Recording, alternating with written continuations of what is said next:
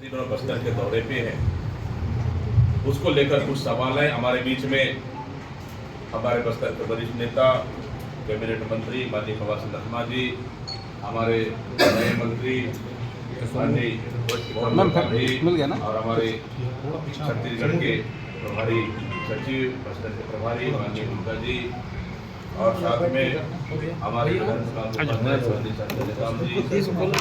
जैन जी, हमारे वरिष्ठ विधायक बघेल जी, विधायक त्रिपाठी और हमारे विधायक जी और हमारे बीच में अनंतनाथ जी, चंदन प्रसाद जी, विधायक हमारे भानु प्रताप,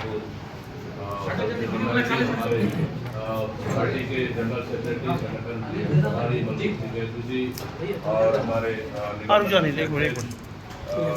सरकार जी महापौर और हमारे नगर पालिका के अध्यक्ष और संगठन के अध्यक्ष मैं हट जाता हूँ।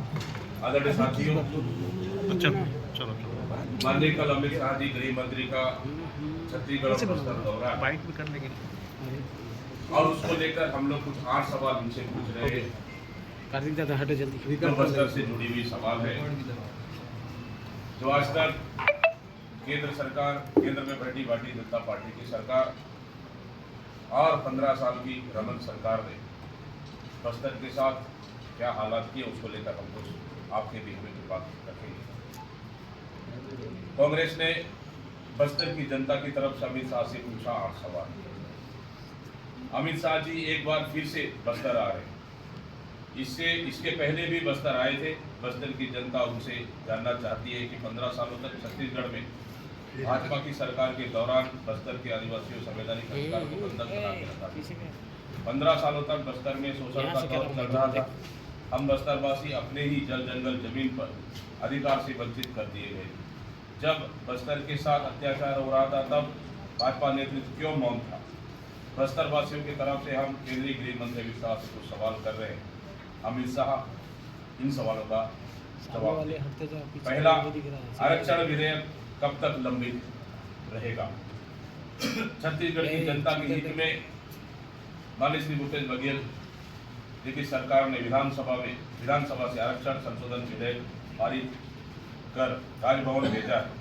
इस विधेयक में सर्व समाज के लिए आरक्षण का प्रावधान है, जिसमें आदिवासी समाज के लिए भी 32%, ओबीसी के लिए 27%, अनुसूचित जाति के लिए 13%, अनारक्षित वर्ग के लिए और गरीबों के लिए 4% आरक्षण का प्रावधान है।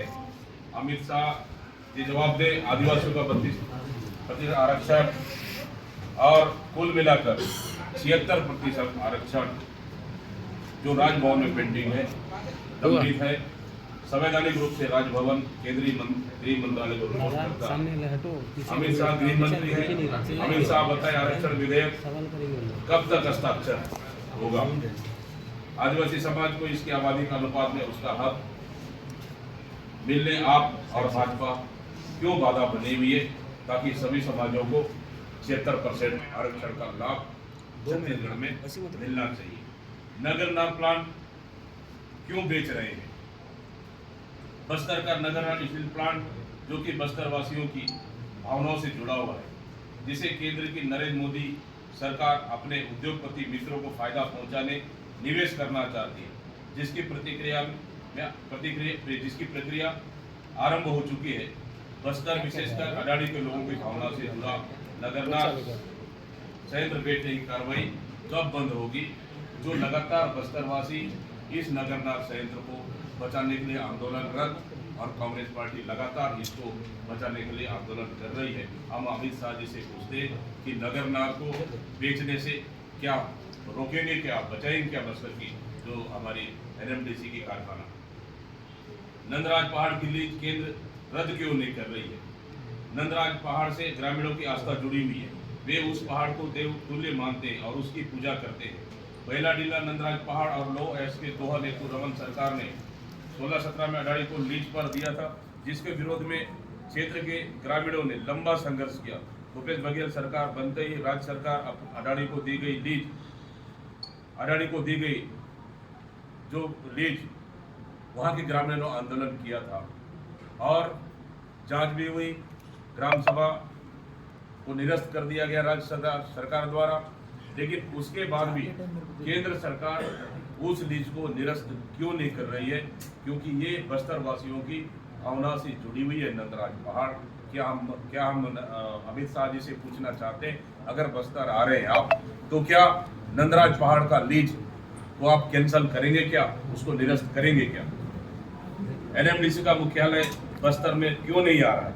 एनएमडीसी भारत की वह नवरत्न कंपनी है जो आयात तो बस्तर से निकालती है और उसे दुनिया भर में भेजती है, परंतु अपना मुख्य कार्यालय बस्तर की बजाय तेलंगाना की राजधानी हैदराबाद में बनाए बैठी है। पूर्व में बस्तर में यातायात के अभाव से यह निर्णय ठीक लगता था, परंतु वर्तमान में बस्तर भी अब सर्व सुविधा युक्त बन चुका है। एनएमडीसी को अपना मुख्यालय अब बस्तर में बनना चाहिए। बस्तर के बेरोजगार युवाओं के लिए एनएमडीसी में रोजगार का द्वार खुल सके, इसलिए हम, क्योंकि ये केंद्र सरकार के अधीन है, इसलिए हम अमित शाह जी से पूछना चाहते हैं, जो लगातार बस्तर की जनता और छत्तीसगढ़ सरकार मांग कर रही है कि एनएमडीसी का मुख्यालय बस्तर में होना चाहिए। कल अगर आप आ रहे हैं तो क्या मुख्यालय एनएमडीसी का मुख्यालय जगदलपुर में हो, बस्तर में हो, क्या इसका घोषणा करेंगे क्या? दिल्ली राजहरा जगदलपुर रेल लाइन क्यों शुरू नहीं हो पा रहा है? 2017-18 में दिल्ली राजहरा रेल मार्ग के निर्माण का उद्घाटन स्वयं देश के प्रधानमंत्री ने भारत प्रतापपुर में किया था और मंच से आश्वस्त किया था कि 2021 में यह बनकर तैयार हो जाएगा और इस रेल मार्ग में यात्री ट्रेनें सरपट दौड़ेगी, परंतु आज दिनांक तक यह रेल लाइन का कार्य यहाँ उपस्थित प्रदेश कांग्रेस कमेटी के अध्यक्ष श्री दीपक बैज जी, माननीय मंत्री श्री प्रवासी लखमा जी और मानकरम जी, सारे सम्मानित विधायकगण, जिला कांग्रेस, नगर कांग्रेस, प्रदेश कांग्रेस के सारे साथी, आप सबका यहाँ पे स्वागत है। जैसे हमारे अध्यक्ष जी अभी अपने बात रखते हुए कहा, अमित शाह जी कल अपना बस्तर आ रहे हैं, हमारे 8 सवाल थे एंड इसका मैं ये प्रेस वार्ता करने का मुख्य कारण ये भी है, अभी आप जानते हैं बीच में मणिपुर में जो घटना घटी थी, लोकसभा में हम लोग उस घटना पे चर्चा करने की कोशिश किए थे। हम उनसे सवाल कर रहे थे कि माननीय प्रधानमंत्री जी मणिपुर क्यों नहीं जाते हैं, अमित शाह जी क्यों नहीं जाते हैं? अमित शाह जी ने कहा था कि वो 3 दिन गए मणिपुर एंड अजीब सी बात है कि हर हफ्ते छत्तीसगढ़ आते हैं, वो रात को आते हैं, रात को कुछ करते हैं, अगले दिन रुकते हैं, हर हफ्ते छत्तीसगढ़ की दौरा करते हैं, अभी भी आ रहे हैं। परिवर्तन यात्रा शुरू करने की बात कर रहे हैं। 2014 में भी नरेंद्र मोदी बोले थे अच्छे दिन आएंगे, सबके बैंक अकाउंट में 15 लाख देने की बात किए थे, 2 करोड़ नौकरियों की बात किए थे जो अभी तक 20 करोड़ होना चाहिए था। वो सब अच्छे दिन तो आए नहीं है। गैस के दाम भी आप देखिए, वो अभी 200 रुपये घटाए हैं, 1200 रुपया 1150 रुपये हो गए। पेट्रोल डीजल तो 100 पार है। तो हमारे ये सवाल जो 8 मुद्दे हैं, वो अमित शाह जी आ रहे हैं, परिवर्तन करने आ रहे हैं, तो वो क्या अच्छे दिन का फिर से वही सपना दिखाने आ रहे हैं? क्या परिवर्तन करना चाहते हैं? महंगाई कम करेंगे, जो यहाँ पे केंद्र सरकार गैस, डीजल, पेट्रोल सबका जो महंगाई क्या कम करेंगे? क्या रोजगार देंगे? क्या परिवर्तन करेंगे? ये हमारे समझ में नहीं आता। जो 8 मुद्दे हैं, आरक्षण बिल की बात कर रहे हैं, ये जब लोकसभा में, हमें याद है दीपक जी रेस किए थे, हम भी थे लोकसभा में, जब ये पारित हुआ विधानसभा में, क्यों अटका दिया गया यहाँ लोकसभा राजभवन में?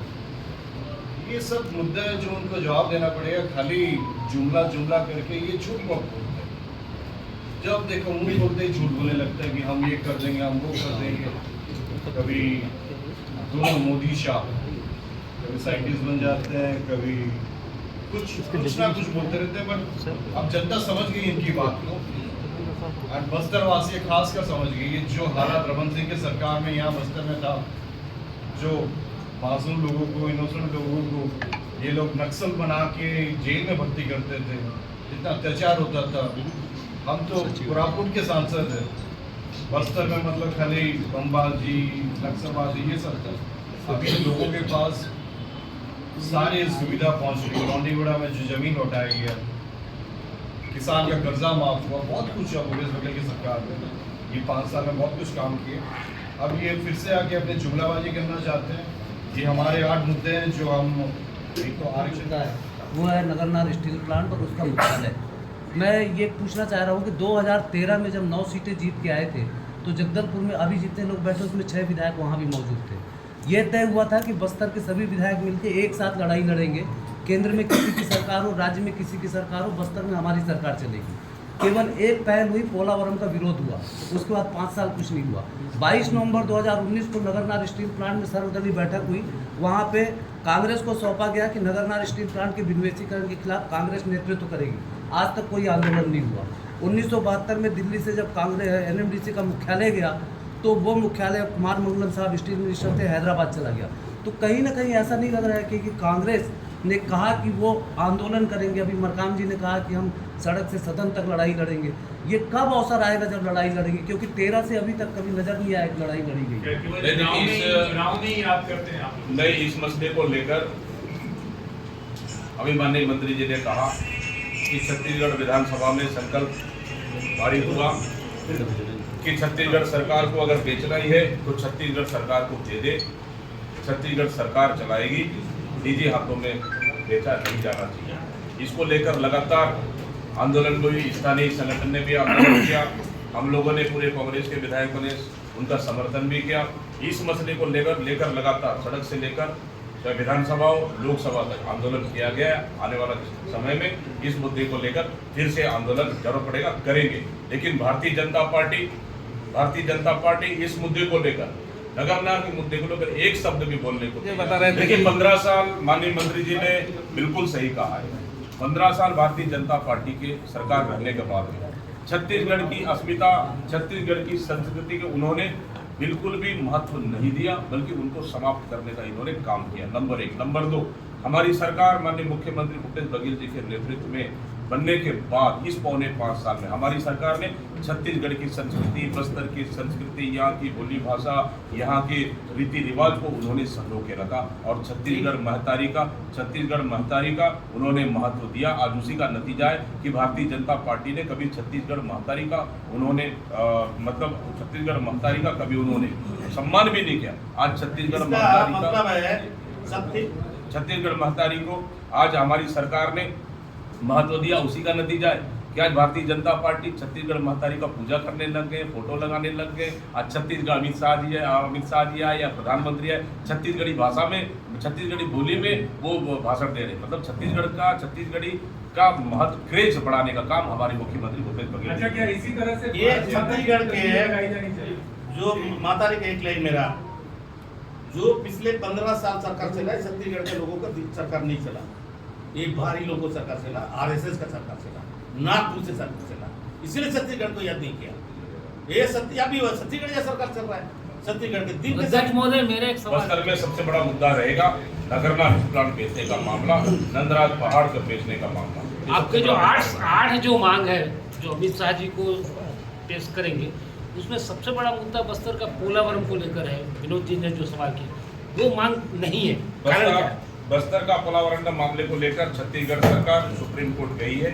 आप सुप्रीम कोर्ट के माध्यम से छत्तीसगढ़ सरकार लड़ रही है और निश्चित रूप से इस मामले को लेकर भी हम लोग लोकसभा में मामला उठाए हैं। आगे जरूरत पड़ेगा निश्चित रूप से मामले को भी उठाएंगे। इनका परिवर्तन यात्रा जो भाजपा का निकल, क्या कितना असर डालेगा?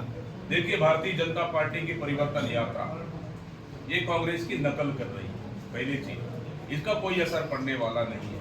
किस प्रकार का परिवर्तन यात्रा निकाल रही है? मैं पूछना चाहता हूँ भारतीय जनता पार्टी के नेताओं से, नगरनार स्टील प्लांट को क्या बेचने के लिए परिवर्तन यात्रा निकाल रही है? कि नंदराज पहाड़ को बेचने के लिए परिवर्तन यात्रा निकाल रही है? या यहाँ के बेरोजगारों को नौकरी नहीं मिलना चाहिए इसलिए परिवर्तन निकाल रही है? यहाँ के आदिवासियों को जो मिल रहा है माइनर प्रोडक्ट का जो मूल्य मिल रहा है, वैल्यू एडेड मिल रहा है, क्या उसको नहीं मिलना चाहिए इसलिए परिवर्तन यात्रा निकाल रही है? क्या माता बहनों को काम नहीं मिलना चाहिए इसलिए परिवर्तन निकालना चाह रहे? परिवर्तन यात्रा किस लिए परिवर्तन यात्रा निकाल रही है? क्या यहाँ फिर से 3000 स्कूल बंद होना चाहिए इसलिए परिवर्तन यात्रा निकाल रही है? क्या बस्तर के अंदरूनी क्षेत्रों में PDS सिस्टम पिछले 15 सालों में लागू नहीं था? अभी स्वास्थ्य व्यवस्था उस समय चरमरा गया था। स्वास्थ्य व्यवस्था अभी अच्छी चल रही है, पीडीएस सिस्टम चल रहा है, क्या पीडीएस नहीं मिलना चाहिए बस्तर के वासियों को? इसमें इसलिए परिवर्तन यात्रा निकाल रही है। बस्तर में परिवर्तन यात्रा निकालने से भारतीय जनता पार्टी का कोई फर्क नहीं पड़ने वाला है।